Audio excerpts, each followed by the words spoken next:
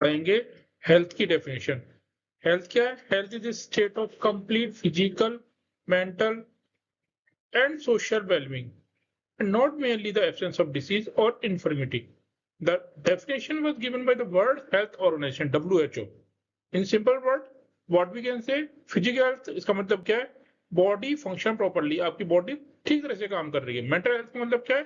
The mind is emotionally और psychologically balanced. और social health का मतलब है a person maintain good relationship and adopts well in society. Health is therefore considered a balanced condition of body, mind, and social life.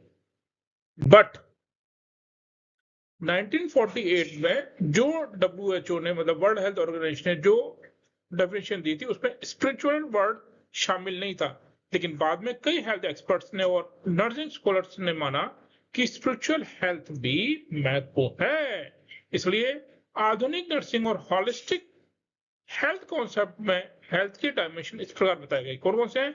Physical health, mental health, social and spiritual health. Spiritual health का मतलब क्या हुआ है? जीवन में शांति, उद्देश्य और सकारात्मक सोच होना, नैतिक मूल्यों और इनर पीस का अनुभव होना। This is called as spiritual health.